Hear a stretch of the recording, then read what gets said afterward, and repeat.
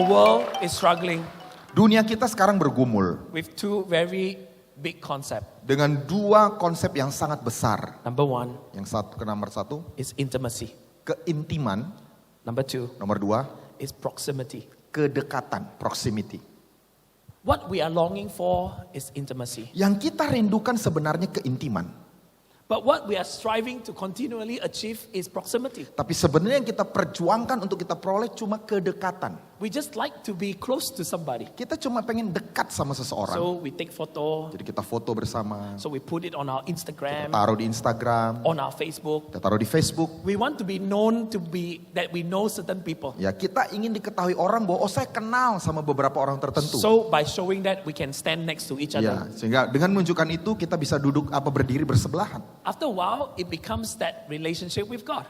Dan lama-kelamaan hubungan dengan Tuhan menjadi seperti itu. We just want to be known that we are close to God, Kita cuma ingin diketahui bahwa ini orang dekat sama Tuhan. that I have God in my life, Bahwa saya punya Tuhan dalam hidup saya. that I call on the name of Jesus. Bahwa saya berseru kepada nama Yesus. Jesus become the product name of Christianity. Bahwa Yesus itu menjadi merek produk kekristenan. So we are here to promote a product called Jesus. Sehingga kita berkumpul di sini untuk mempromosikan satu produk namanya Yesus. We are just closely in proximity, Kita cuma dekat saja, but there's no intimacy. tapi tidak ada keintiman. Proximity is just a matter of distance. Ya, kedekatan itu cuma urusan jarak. Proximity is just what people can see. Ya, kedekatan itu cuma apa yang bisa dilihat orang. But intimacy is very different. Tapi keintiman itu sangat berbeda. Intimacy takes time. Keintiman membutuhkan waktu. Amen. Amin. Intimacy takes effort. Keintiman itu butuh usaha. Intimacy requires vulnerability. Keintiman itu butuh kerentanan, terbuka. Intimacy requires us to be honest with each other. Keintiman itu membutuhkan kita saling jujur satu dengan yang lain. And intimacy with God Dan keintiman dengan Tuhan requires that we come to God as who we are. membutuhkan kita datang kepada Dia itu apa adanya. That our prayer time is not a progress report. Bahwa doa kita itu bukan laporan kemajuan. Oh God, I just grow another church. Oh Tuhan, saya baru tumbuhkan satu gereja I baru. just plant another one. Saya baru tanam satu gereja baru. Puji Tuhan, today my church, another 1,000 people came. Ya puji Tuhan, hari ini 1.000 orang baru datang ke gereja saya. That's not intimacy. Itu bukan keintiman. Intimacy is God asking you how you are doing on the inside. Keintiman itu Tuhan sedang bertanya bagaimana kabarmu di dalam. God cares for you as a son and a daughter more than anything else. Tuhan itu mengasihi kita sebagai putra-putrinya lebih daripada yang lainnya. You know, we always say things like this. Kita selalu mengatakan hal ini. We're all pastors and leaders, is it Ya, okay? kita semua pemimpinan gembala gereja, oke ya? Yeah, I'm not talking to a new Christian, alright? Saya tidak sedang bicara kepada orang Kristen baru bertobat. We like to say Kita senang berkata, that when we get to heaven, wah nanti waktu di sorga, God is not going to ask you how big is your church. Tuhan tidak akan bertanya seberapa besar gereja kita. Benar? Betul? Betul? Yeah? Betul. We always tell the people when you go to heaven, God is not going to ask you how many cell groups have you multiplied. Kita senang bilang sama orang-orang, nanti waktu kalian sampai di sorga, Tuhan tidak tanya kalian berapa sel grup yang kalian multiplikasi. That's what we say. Itu yang kita bilang. But unfortunately, that's not what we live. Tapi sangat disayangkan bukan itu hidup yang kita jalani. We check the attendance. Kita cek kehadiran We ibadah check raya. our leaders. Kita cek pemimpin kita. Give me the numbers. Give me the numbers. Ayo kasih angkanya, kasih angkanya. So because of that, Nah karena itu there is a conflict on the inside of us. ada konflik di dalam diri kita. What we believe and what we practice are totally different. Apa yang kita percaya dan yang kita praktekkan sangat berbeda. Over time, you will be exhausted. Dan pada saatnya kita akan terbakar habis, And it is kelelahan. not going to be healthy and you're not going to last your walk with Jesus. Ini tidak sehat dan kita tidak akan berjalan bersama Yesus. So intimacy with God requires us to put in our effort. Jadi keintiman dengan Tuhan membutuhkan kita mengeluarkan usaha. That is why a lot of people prefer proximity and not intimacy. Itu sebabnya orang lebih pilih melakukan kedekatan daripada keintiman. Because proximity is so much easier. Karena kedekatan itu jauh lebih mudah.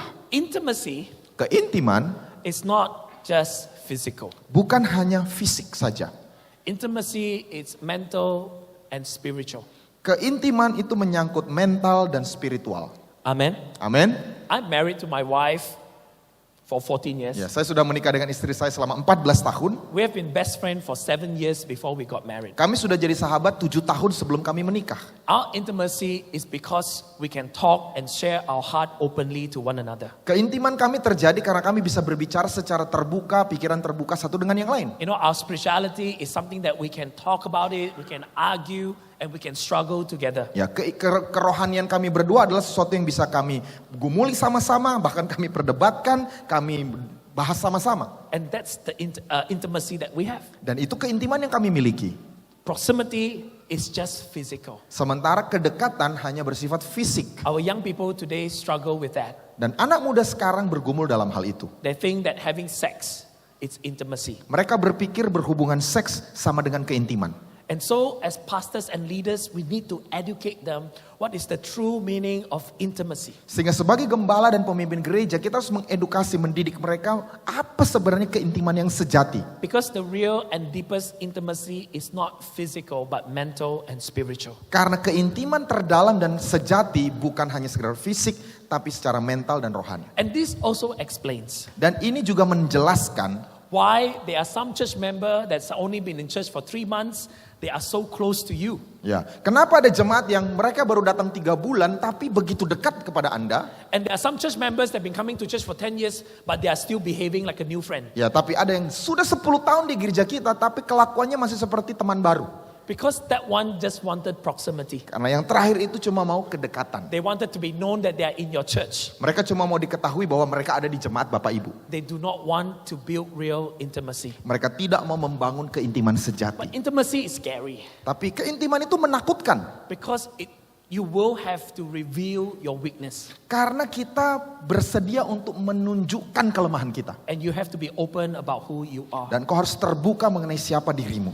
And this morning, Dan pagi ini, in this time that we have, dengan waktu yang kita punya, I want to help us understand the power of prayer. dan saya membagikan bagaimana supaya kita mengerti kuasa doa. The power of prayer is intentional. Kuasa doa itu karena disengajakan. In the Bible, in Matthew chapter 6, verse 9 to verse 13. Di Matius 6 ayat 9 sampai 13, And I am speaking to pastors dan saya berbicara kepada para gembala and leaders, dan pemimpin, and I'm talking about the Lord's Prayer. dan saya sedang bahas tentang doa Bapa kami. And all of us can memorize this. Saya percaya semua hafal doa Bapa You kami. know the meaning of this. Anda semua mengerti makna doa Our ini. Father in heaven, hallowed be your name, your kingdom come, your will be done on earth as it is in heaven. Bapa kami di surga, dikuduskanlah namamu, datanglah kerajaanmu, jadilah kehendakmu di bumi seperti di surga. Give us this day our daily bread, forgive us our sins as we forgive those who sin against us. Lead us not into temptation, but deliver us from evil. Berikanlah kami pada hari ini makan kami yang secukupnya, dan ampunilah segala dosa kami, seperti kami mengampuni dosa orang yang bersalah kepada kami. Jauhkanlah kami dari pencobaan, Lead us not into temptation, but deliver us. dan tapi lepaskanlah kami dari segala yang jahat, karena Engkau yang punya kerajaan dan kuasa dan kemuliaan sampai selama-lamanya. Amen. Amin. We all know this, right? Kita semua tahu doa ini, betul? Yeah? And because we are all pastors and leaders. Karena kita semua gembala dan pemimpin. But when Jesus taught the disciples how to pray, Tapi waktu Tuhan Yesus mengajarkan para murid bagaimana berdoa, the Lord's Prayer is not accidental. doa Bapa kami ini bukan tiba-tiba saja muncul. It is very intentional. Ini sesuatu yang memang disengajakan, And I diniatkan. want to share with you the 2 parts of the Lord's Prayer today. Dan hari ini saya ingin membagikan 2 bagian dari doa Bapa kami. I'm not going to go through one line by one line because you already know what Ya, it is. saya tidak akan bahas kata demi kata karena kita semua sudah tahu doa ini. The first parts of the Lord's Prayer, Tapi bagian pertama dari doa Bapa kami, it is the part where we look at the magnificence of God, kita sedang memandang kebesaran Tuhan, the glory of God. kemuliaan Tuhan. Our Father in heaven, hallowed be your name. Bapa kami di sorga, dipermuliakan, dikuduskanlah namamu. Amen. Amin. Your kingdom come, your will be done on earth as it is in heaven. Datanglah kerajaanmu, jadilah kehendakmu di bumi seperti di surga. So in our daily spiritual discipline of prayer, Jadi dalam disiplin rohani kita berdoa setiap hari, we got to be intentionally every day to reserve the first part of our prayer time by giving glory and praises to God. kita harus secara sengaja memberikan bagian pertama dari doa kita untuk mempermuliakan Tuhan. That God is our Father. Bahwa Tuhan itu Bapa kita. What does it mean if God is our Father? Apa maknanya Tuhan itu seorang Bapa kita? If God is our Father means we are God's children. Kalau Tuhan itu Bapa kita, artinya kita anak-anak Tuhan. If we are God's children, Kalau kita anak-anak Tuhan, that means everything that belongs to the Father belongs to me. artinya semua yang jadi milik Bapa kita itu milik saya. Amen. Amin. I am learning this truth. Saya pelajari kebenaran ini. I have a son. Saya punya seorang anak. He's 3 years old. Dia baru 3 tahun. You know, everything is his. Semuanya itu punya dia. He come home. Dia pulang ke rumah. This is my toys. Ini mainan saya. It's the brother's, but it's mine. Sebetulnya punya abangnya, tapi ini punya saya. My computer. This is my computer. Komputer saya, ini punya saya. This is my iPad. Ini iPad saya. This is my room. Ini kamar saya. This is my mama. Ini mama saya. He never say this is my papa. Okay, that's another problem. Everything is his. Jadi semuanya punya dia. But do you realize that I never teach my son that everything is his? Tapi sadarkah Bapak Ibu, saya tidak pernah ajarin dia bahwa semua itu memang punya dia. But this is a very powerful revelation. Tapi ini satu poin yang luar biasa. The child knows that everything belongs to the Father, belongs to him. Seorang anak tahu bahwa semua yang dimiliki bapaknya itu milik dia. But we as pastors and leaders, do you know that everything that belongs to God belongs to you? Tapi hai gembala dan para pemimpin, apakah kau tahu bahwa semua milik Bapa di sorga itu milikmu? That God is not angry with you. Bahwa Tuhan itu tidak marah kepadamu. That God is not upset with you all the time. Bahwa Tuhan itu tidak kecewa kepadamu terus menerus. That you do not come to the house of God in a relationship with God and God withhold things from you. Bahwa kita tidak datang ke gereja membangun hubungan dengan dia dan Tuhan itu seolah-olah tahan sesuatu dari kita. I don't go home and look at my son, I want to punish you today. Ya, saya nggak bilang sama anak saya waktu dia pulang ke rumah, kalau hari ini saya maunya hukum kamu aja. What did you do wrong? Apa yang salah kamu lakukan? Nothing. Tidak ada yang salah. Because I'm an angry father. Karena saya ini bapak yang marah. No dinner for you. Tidak dikasih makan malam. No bedroom for you. Tidak diberi tidur di kamar. No TV. Gak boleh nonton TV. No water. Gak boleh minum air. I am an imperfect, sinful human father. Saya ini seorang bapak yang masih manusia, tidak sempurna dan berdosa. I don't do that. Tapi saya tidak lakukan itu. But we have a perfect heavenly Father in heaven. Tapi kita punya Bapa di sorga yang sempurna. So God does not do that to you. Jadi Tuhan tidak akan lakukan itu kepadamu. You know, when my son is sleeping, Ya, waktu anak saya tidur, every morning, setiap pagi, my wife and I, saya dan istri, we cannot wait for him to wake up. kami tidak bisa tunggu dia bangun. Wake up, wake up, wake up, wake up, wake up. Good morning, good morning, good morning. Bangun. Because we want to love him. Karena kami mau mencintai mereka, mencintai dia. We want to hug him. Kami mau peluk dia. Want to take him to the swimming pool. Mau bawa dia ke kolam renang. Want to talk to him. Mau ngobrol dengan dia. Want to teach him. Mau mengajar dia. You have to realize Kita harus menyadari, every morning when you wake up, setiap pagi waktu kita bangun, God cannot wait for you to wake up because He wants to fellowship with you. Bapa di surga tidak sabar menunggu engkau untuk bangun karena dia ingin bersekutu denganmu. Stop thinking that you do not deserve anything. Berhentilah berpikir bahwa engkau tidak pantas mendapatkan sesuatu. I cannot wait to take my kid to buy them stuff and to bless them to be a blessing to their lives. Saya tidak sabar untuk menunggu anak-anak saya untuk bisa bawa mereka, membeli hal-hal yang mereka inginkan untuk memberkati mereka, To cook for them masak buat mereka, because I'm their father. karena saya papa mereka. If you came last year, Kalau datang tahun lalu, you know I cook.